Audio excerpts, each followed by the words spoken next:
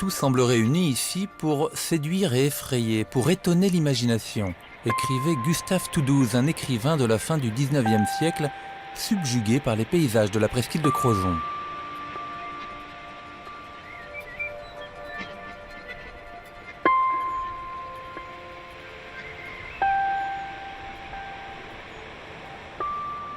Les Bretons appellent cet endroit Penarbed, le bout du monde. Et effectivement, nous sommes sur une des pointes les plus occidentales de l'Europe, une situation qui a longtemps conféré à cette région une importance militaire, stratégique. Ici, l'eau est partout, elle est omniprésente dans les paysages, mais aussi dans l'activité des hommes.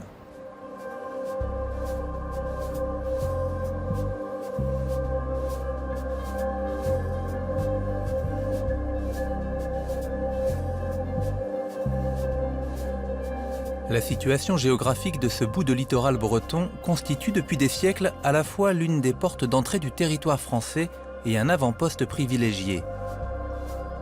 La rade de Brest forme ici un bassin de 150 km². Au sud, la presqu'île de Crozon. Didier Cadiou est responsable du patrimoine à la mairie de Crozon. On est à la pointe de la Bretagne, c'est-à-dire que d'ici on contrôle toutes les routes maritimes qui remontent vers le nord de l'Europe et qui possèdent Brest en fait, contrôlent en fait les voies maritimes qui passent au large. Donc il y a un enjeu stratégique énorme à l'échelle de l'Europe. Brest est convoité par les Français, il est convoité par les Anglais, il est convoité par les Hollandais, il est convoité par les Allemands à une autre époque. En fait, tout le monde a convoité Brest. Par les Espagnols également. Donc voilà, tout le monde a convoité Brest parce que Brest contrôle en fait les voies maritimes qui passent au large. Et il y a une présence militaire permanente depuis quand ici ? La présence militaire, elle est quasiment continue depuis l'époque de Vauban, donc la fin du XVIIe siècle, jusqu'à aujourd'hui, puisqu'il y a plusieurs installations militaires, que ce soit à Brest ou en presqu'île de Crozon. Et c'est un système défensif qui a été efficace, qui a empêché les entrées ? C'est un système qui a été particulièrement efficace. La dernière fois que quelqu'un a tenté de s'emparer de Brest par la mer, ça a été le 18 juin 1694. Ce sont les Anglais et les Hollandais qui tentent de débarquer à Camaret pour s'emparer de la presqu'île de Roscommel et ouvrir la porte jusqu'à Brest. Ça a été un sanglant échec pour eux. C'est 1200 morts côté anglais et 3 ou 4 morts côté français. C'est une des plus grosses défaites de la marine britannique face à la France. Et depuis cette date-là, plus personne n'a tenté de s'emparer de Brest par la mer.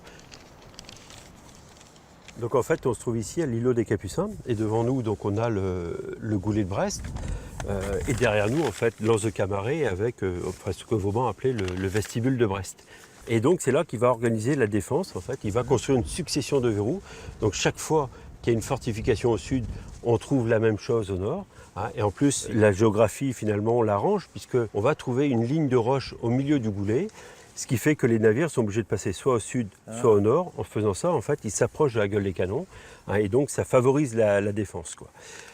Et si jamais on n'a pas les bonnes conditions, c'est-à-dire des vents et des courants favorables pour rentrer à Brest, en fait, on est obligé de venir stationner ici, dans l'anse de Camaret, d'où la notion de vestibule. C'est une sorte d'antichambre. C'est une sorte d'antichambre, en fait, avant de pouvoir pénétrer dans la rade de Brest. Et donc, pour pouvoir protéger l'endroit, il faut à la fois protéger le côté goulet et le côté vestibule. Voilà. D'où la construction de la tour Vauban, qui protège les navires qui viennent mouiller là. Alors ça a aussi un autre intérêt, c'est que ça interdit un débarquement, en fait, dans l'anse de Camaret. Parce qu'on peut imaginer un débarquement qui soit réussi ici, et qui permettent de remonter ensuite sur Roscommel, c'est-à-dire qu'on s'empare de toutes les batteries qui sont là, et vous ouvrez la porte en fait pour aller à Brest.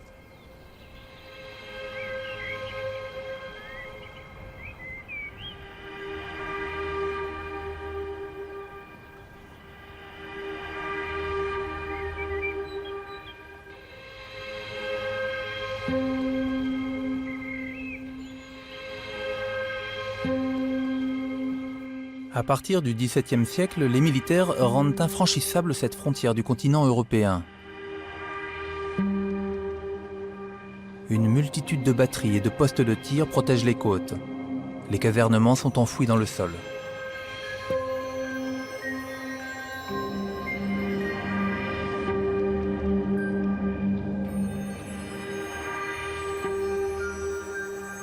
Aujourd'hui, la plupart du dispositif de fortification est couvert par la végétation et semble se fondre dans le paysage.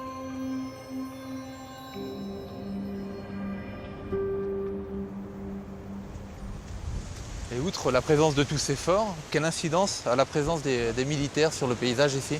Alors, c'est vrai que à l'emplacement des forts, ça a bien marqué le paysage. Ouais. Mais il y a aussi quelque chose auquel on ne pense pas forcément, c'est qu'autour des fortifications, il y avait des polygones de protection, ce qui était non constructible. En fait, en construisant des fortifications comme ça sur tout le littoral, on a quelque part préservé ce littoral, on l'a figé pour l'avenir finalement. Et aujourd'hui, on a des paysages qui sont totalement vierges, totalement protégés, du fait de la présence à proximité des sites militaires. Et là, c'est la partie casernement. Oui, donc effectivement, ici, on est sur le casernement de l'îlot des Capucins. En fait, on s'est appuyé sur la structure du paysage, en quelque sorte, puisqu'on va entailler la roche de l'autre côté de l'îlot pour former une plateforme pour la batterie.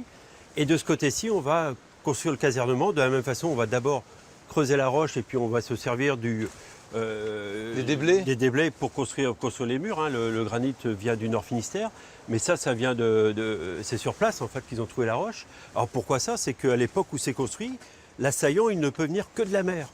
Donc ce bâtiment il est protégé en fait par le rocher. Quoi, en fait, par le relief. Voilà, par le relief. Là, ça fait comme un mur de protection finalement en fait qui protège le casernement. Quoi, en fait. Ah oui, là, on voit bien le côté protégé par le relief. Ah, tout à fait. Hein, on voit bien que le bâtiment là, il est protégé par la masse de roches en fait de l'îlot. Et puis donc on voit donc le casernement.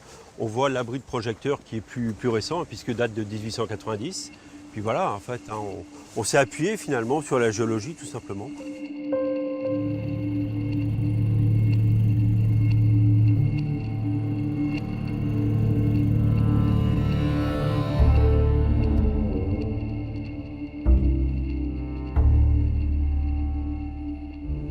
La pêche a longtemps été l'activité principale des habitants de la presqu'île de Crozon. Une histoire qui a marqué les paysages, en particulier celui du port de Camaret.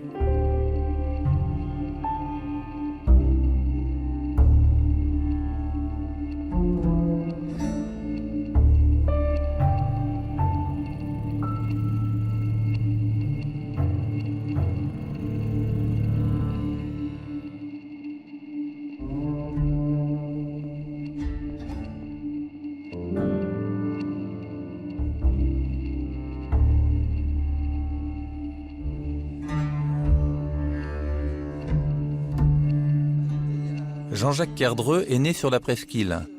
Professeur d'histoire, il connaît bien l'importance patrimoniale de ces épaves. Et garder les épaves comme ça dans le paysage, c'est une tradition d'ici à Camaret? Pour les gens qui vivent aujourd'hui à Camaret, ça fait partie du paysage. C'est la vie de Camaret, c'est la vie du sillon. Au début du XXe siècle, les épaves n'étaient pas laissées mourir comme cela de leur belle mort, mais on les dépeçait. Les dépeçait, c'est-à-dire que tout était récupéré, le bois, les éléments métalliques, et tous ces éléments qui étaient récupérés avaient une seconde vie. On était dans un monde qui était plutôt un monde de pénurie, et ces pénuries pouvaient être suppléées par la récupération globale de tout ce qu'une épave pouvait receler. Finalement, là, on n'a que l'image de l'activité maritime récente de la ville de Camaret. En gros, 70 ans qui vont de la fin des années 30 jusqu'au début du XXe siècle.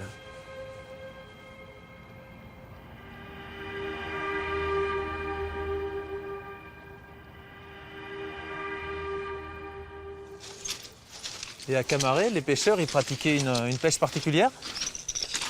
Avant la langouste, ce qui a fait vivre le port de Camaret, essentiellement, c'est la sardine. La sardine qui a duré pendant pratiquement 3 siècles, au moins attestée par un certain nombre de documents, mais elle existait déjà avant. Alors je t'ai apporté quelques documents qui présentent la vie du port au moment de la sardine. Alors ça, c'est pas... C'est une vraie armada. Oui, c'est une armada, oui. Mais attention, les bateaux qui sont là, ce ne sont pas des bateaux camaretois. C'est une armada de provenance assez diverse. On peut avoir des bateaux d'Audierne, on peut avoir des bateaux de Douarnenez. Ils venaient mouiller ici? Ils viennent mouiller là pour la nuit, en attendant de repartir sur les lieux de pêche qui sont pratiquement sur place. Et peut-être qu'ils ont préféré rester plus près des bistrots après la journée de pêche, de venir boire un coup ou faire un peu de ravitaillement à Camaret en attendant la nuit. Et donc la sardine, ça se pêche sur sur ces petits bateaux là. Ça fait quelle taille ça? 7-8 mètres de long à peu près. La pêche se fait à l'aide de filets et on voit là filets qui sont en train de sécher. La journée est finie, le cabanage est en place. Le cabanage, c'est une voile qui a été mise à l'avant du bateau, qui crée un abri pour les hommes qui vont dormir à bord. Et c'est là-dessous que l'équipage va dormir pendant la nuit en attendant les 4h, 5h du matin. Et là, on est à quelle époque? 1900 à peu près. 1900 à peu près, la Seine a été prise, la Seine a été croquée par un peintre qui s'appelle Bouillet. Et ce paysage, on le retrouve dans la plupart de ces tableaux représentant Camaret. Au début du XXe siècle, le poisson se fait plus rare le long des côtes bretonnes. La pêche à la sardine est abandonnée. Les chalutiers remplacent les bateaux cabanés et partent pêcher la langouste jusqu'en Mauritanie. Donc cette activité et la richesse qui va en découler va changer le paysage de Camaret? Complètement. Le Camaret de la Sardine, c'est le front de mer qui longe le quai, et avec les maisons qui se trouvent immédiatement derrière. Ça, c'est l'époque sardine. Ça, c'est l'époque de la sardine, oui. Avec les 2 ou 3 rues qui sont derrière. Voilà. Vous avez aussi un point d'urbanisation qui se trouve à côté de ce qu'on appelle le grand magasin au XVIIIe siècle, qui est le bâtiment jaune là-bas. Et un 3e point d'urbanisation qui se trouve là et qu'on appelle le Stivel.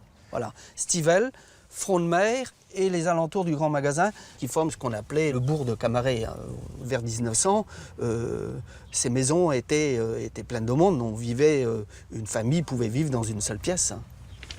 Donc derrière, on bâtit grâce à l'argent de la langouste. L'argent de la langouste fait que les Camaretois quittent le front de mer au niveau de l'habitat et construisent vers l'arrière toute la partie haute. Et le Camaret de la langouste, c'est le Camaret qu'on connaît maintenant, tout un espace aggloméré qui s'étend largement en arrière et qui possède au niveau du bâti des maisons qui sont totalement différentes. Donc on a vraiment une langouste qui change complètement le paysage. On a une langouste qui transforme le paysage de Camaret.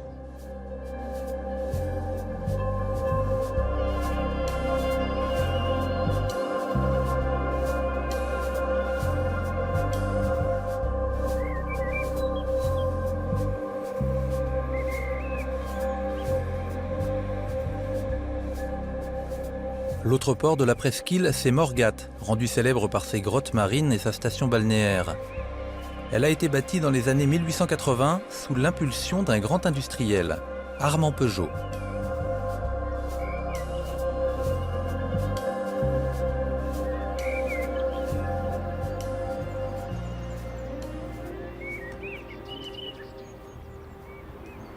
Marcel Burel est professeur de lettres classiques. Il est co-auteur du livre « Crozon, la presqu'île des romantiques ». Et donc ça, ce serait le premier hôtel de la station de Morgat? C'est le premier hôtel de la station de Morgat. Bizarrement, cet hôtel est construit en retrait de la mer. Il est en retrait de la mer. Alors, il y avait un étang, donc on y pratiquait le canotage. Il faut imaginer, c'est un petit peu à la manière de la Seine, mais on n'est pas très loin des scènes impressionnistes, ce que l'on connaît. Ça se pratiquait ici. Donc on canotait, mais on ne venait pas se baigner dans la mer? Non, on ne devait pas canoter. Et ni l'emplacement de l'hôtel, ni les pratiques, je dirais, sur l'étang, non plus en fait Armand Peugeot, qui va décider donc de construire l'hôtel que l'on a devant nous, donc le Grand Hôtel de la Mer. Un grand hôtel qui a une architecture un peu particulière. Tout à fait particulière, notamment quand on regarde l'entrée. On note que l'entrée est en creux, parce que c'est une manière de rappeler la présence des grottes de Morgat, donc, qui se trouvent à côté, qui, depuis le 19e siècle, est l'attraction majeure de Morgat.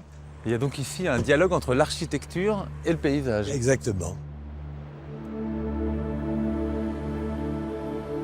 L'ambition initiale d'Armand Peugeot n'était pas d'investir dans l'hôtellerie, mais plutôt de pouvoir accueillir ses amis de passage à Morgat.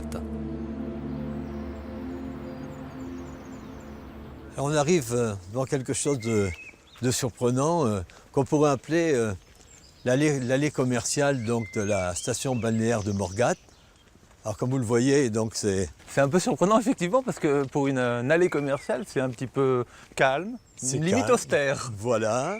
Alors il faut savoir que ça a été voulu puisque le cahier de charge donc, de la station balnéaire de Morgat était extrêmement rigoureux. Pas de commerce à l'intérieur de la station, Donc il n'y a jamais eu ni cinéma, ni casino, comme on trouve un petit peu partout. Ça allait même jusqu'à l'interdiction de vendre des cartes postales. Enfin, c'est quand même avec ça qu'on attire les touristes, normalement, dans une station balnéaire, donc c'est un peu incongru. Oui, mais la volonté justement des fondateurs, je dirais, de la station balnéaire, c'était de vivre entre soi et de ne pas être, disons, dérangé par des gens qui viendraient de l'extérieur, etc. Il faut savoir que Armand Peugeot, donc au moment de la construction des villas, a choisi en fait les propriétaires qui pouvaient s'installer là. Et ce qui fédérait tout ce monde-là, c'était que c'était pour l'essentiel des protestants. Donc on a une station balnéaire austère et privative. Et avant la station, il y a quoi ici? Avant la création de la station, il n'y a rien. Les terres sont vierges. Il y a simplement le village de pêcheurs de Morgat. C'est ce qui va aussi inciter Armand Peugeot à lancer la station, puisqu'il peut se porter acquéreur de toutes les terres donc, riveraines de la plage. À partir du moment où les maisons sont construites, les résidents vont introduire donc, le pain maritime, à la fois pour un élément de décor en fait, et qui rappelle des paysages qu'ils connaissent bien, ceux de la Méditerranée. On méditerranise un bout de Bretagne. Et petit à petit, le paysage de Morgat va se transformer, va se modifier complètement. La lande, la bruyère et le genêt vont disparaître, c'est-à-dire aussi les couleurs de Morgat. À cette époque de l'année, donc on va avoir du jaune qui apparaît, on devrait avoir la bruyère qui commence à fleurir. Et on a aujourd'hui un paysage beaucoup plus sombre, donné par ces pins maritimes qui sont là. Et on voit ces modifications qui sont admises maintenant par tout le monde. Il est difficile de revenir au paysage originel, quoi. On est aussi dans un écrin qui est beaucoup plus sombre, comme on peut le voir donc, sur ces photos anciennes. Celle-ci est de 1908. Ah oui, on voit qu'il n'y a absolument aucun arbre sur la colline. Aucun arbre sur ce qu'on appelle aujourd'hui le bois du Cador. Quand on compare la photo et le bois du Cador qu'on voit aujourd'hui, on voit la modification du paysage. Et le fait que la station soit le projet d'un homme, est-ce que ça a introduit une unité architecturale, une unité au niveau de la station? Certainement, puisque Armand Peugeot choisit en fait Gaston Chabal comme unique architecte, que tous les gens qui veulent construire sont obligés de passer par le cabinet de Chabal. Et donc Chabal va imposer un style. Alors ce style est aussi amusant parce qu'il correspond à la vision que les gens ont de la Bretagne. Il y a pas mal de gens du Doubs, il y a des Parisiens, etc. C'est une image un peu fantasmée. Exactement. C'est l'enracinement dans la terre bretonne, donc des maisons en pierre, beaucoup de granit va être utilisé, etc. Les cheminées, extrêmement importantes, etc. Donc ce sont des résidences d'été, mais bon, on a le sentiment que bon, le climat breton est plutôt redoutable. Donc cheminée quand même. Voilà, mais en même temps, faire plaisir aux gens qui construisaient ici, on va emprunter des éléments au manoir breton. Comme on peut le voir d'ailleurs dans la maison de Kermaria qui se trouve en surplomb de la falaise devant nous.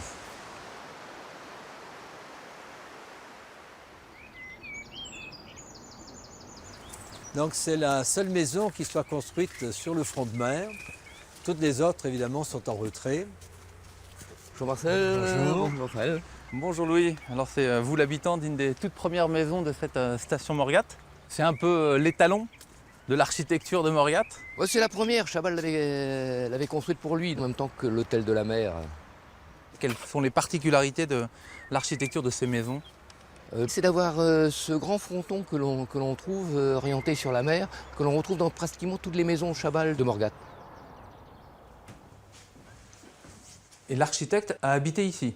Au départ ici, il a dû y habiter pendant 2 ans. Ouais. Et c'est un intérieur de l'époque. On a restauré la maison, mais en lui gardant son âme, en essayant de ne pas transformer ce qui existait. Ah ouais, voilà. Ah, vous retrouvez la cheminée? Ah oui, ça y est, je m'en souviens. Ça fait au moins 25 ans que je suis pas entré dans la maison. Oui, il y a un petit côté anglais, britannique dans l'ambiance. Hein. Cosy. Cosy, absolument, Ouais. absolument. Cosy et ouvert sur le paysage, parce qu'il y a une vue juste ouais. incroyable. Non. Le fait que ce soit la seule maison qui soit directement sur le littoral, C'est parce que c'est la première et après on n'en voulait plus. Qu'est-ce qui a motivé le fait que ça reste la seule? Il n'y avait pas de place pour mettre une deuxième maison sur le front de mer. La route passant le long du front de mer, c'était le seul promontoire qu'il y avait à ce niveau-ci pour pouvoir construire une maison. Il y a l'hôtel de la mer qui a été construit aussi en front de mer et cette maison.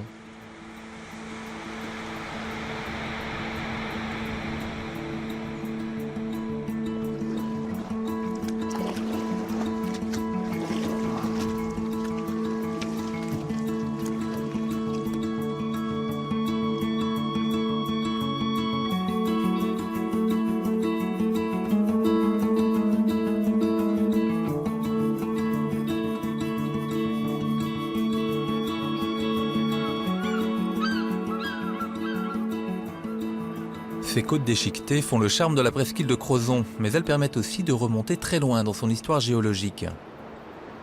Direction les grottes, en pirogue hawaïenne et avec Yves Cyril, géologue responsable de la Maison des Minéraux.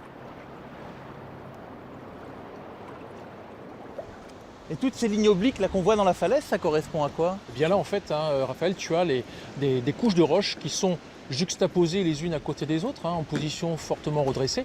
Et ce sont en fait d'anciens dépôts de sédiments, à savoir d'anciens dépôts de sable pour les niveaux les plus clairs et oxydés, avec des couleurs un petit peu orange, et qui sont alternés avec des niveaux sombres qui correspondent à d'anciens dépôts de vases, consolidés aujourd'hui à l'état de schiste. Le schiste, pense à la roche feuilletée qui sert à fabriquer l'ardoise dans certaines régions de Bretagne. Et puis, alternant avec ces anciens dépôts de vases, d'anciens dépôts de sable, à l'état de roches cohérentes qu'on appelle des grès ou des quartzites. Tu parles de dépôts de sable, ça veut dire qu'ici il y avait des plages? Oui, c'est surprenant. À moins 480 millions d'années, dans les falaises de la presqu'île de Crozon, on trouvait en fait des plages fossilisées. Les surfaces, elles sont ondulées, il y a de petites rides que l'on voit sur ces surfaces de strates. Eh bien, ces petites rides sont absolument identiques à celles que tu vas pouvoir constater sur les plages aujourd'hui à marée basse. Des rides faites par les vagues et les courants. Et donc là, sous tes yeux, des fonds marins fossilisés, redressés, du fait que toutes ces roches ont été absolument déformées lorsqu'une chaîne de montagne s'est mise en place à la fin de l'ère primaire. Donc du coup, le bord de mer est déchiqueté comme ça, c'est parce que c'est de la roche sédimentaire qui a été retravaillée, usée par la mer? Voilà, l'action de la mer va profiter des structures géologiques, ici en l'occurrence des strates et un réseau de fractures qui lui est perpendiculaire, qu'on appelle des diaclases. Et donc cette géométrie de la roche est tout à fait propice à la formation de ces structures d'érosion marine. Et on peut aller jusqu'aux grottes, parce que j'ai vu que là-bas il y avait des cavités. On va aller se diriger vers la grotte de l'Hôtel, qui est quand même spectaculaire.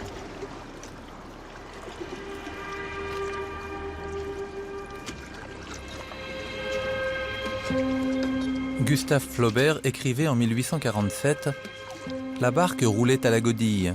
On se sentait entraîné vers un royaume nacré, étrange, comme dans un couloir magique. » On a juste l'impression de rentrer dans une église. Ce sont des grottes quand même assez monumentales, avec des couleurs dues aux algues rouges. Tu vois au cœur de la grotte une roche saillante qui correspond à l'autel. C'est pour ça qu'on appelle la grotte de l'Hôtel. Absolument, donc c'est un morceau de roche un peu plus résistant qui perdure là en fait à l'action des vagues, mais qui finira aussi par être démantelé.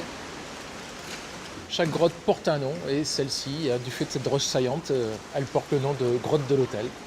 Et elle est définitivement inscrite dans les paysages de la presqu'île de Crozon.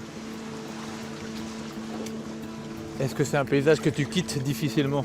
Nous sommes des presqu'îliens, donc presque des îliens, donc on est attachés à notre territoire.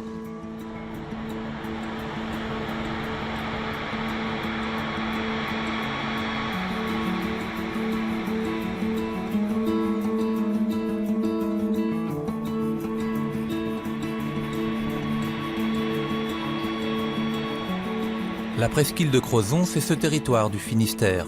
Littéralement, là où finit la terre et où commence la mer.